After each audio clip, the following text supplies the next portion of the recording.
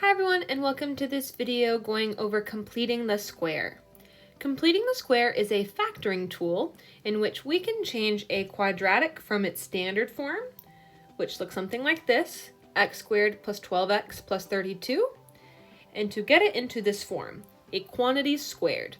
Because if we get a quantity squared equal to some number, all we have to do is square root both sides to get rid of the square.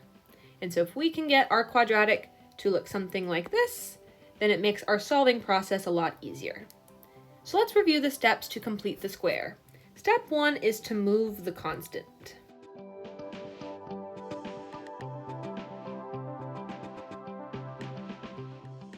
Move the constant, which means your constant term needs to be moved to the other side of the equation. So since we are adding 32, to get rid of plus 32, we subtract 32 to both sides. And then step 2 is we are going to put in some blanks. So after we've subtracted 32, we are left with x squared plus 12x. And we're going to add in a blank, so plus blank equals negative 32, now that we've moved it. And if we are adding a blank to one side of the equation, we have to add it to the other.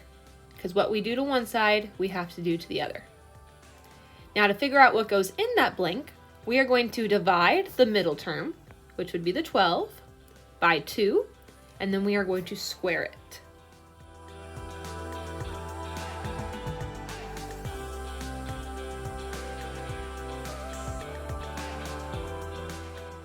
So we have 12 divided by 2. We always divide by 2, and this gives us 6, and then we square. 6 squared is 36. And this is what gets put inside of each blank.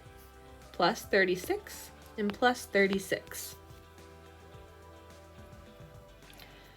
By doing this, we have made the left side a perfect square. It will always be x, and then plus or minus the value after we divided by 2. So after we did the middle term divided by 2, we got 6, which means in my parentheses is x plus 6 squared. And if you don't believe me, let's multiply x plus 6 times itself.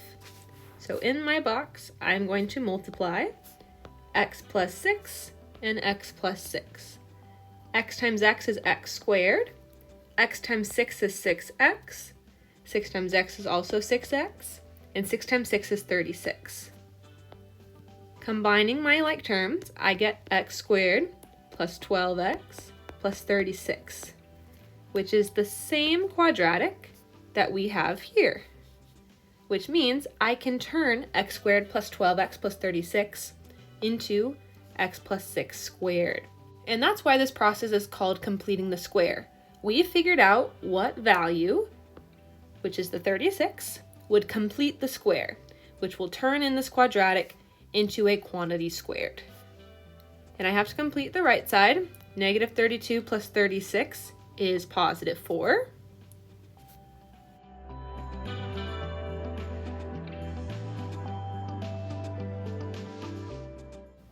So we turned the left side of our equation into a quantity squared.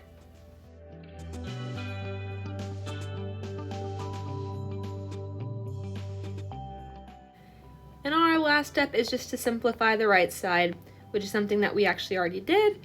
The negative 32 plus 36 gave us 4. And so this is our final answer for completing the square.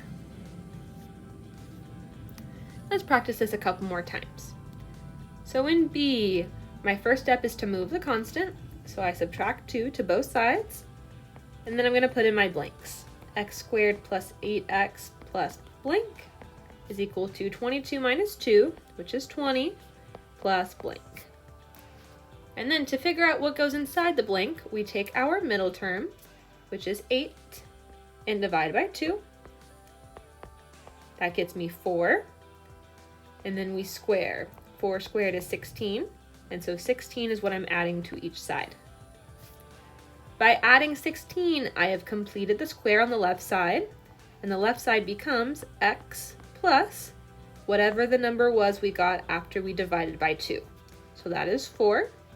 So x plus 4 squared, and then I simplify the right side.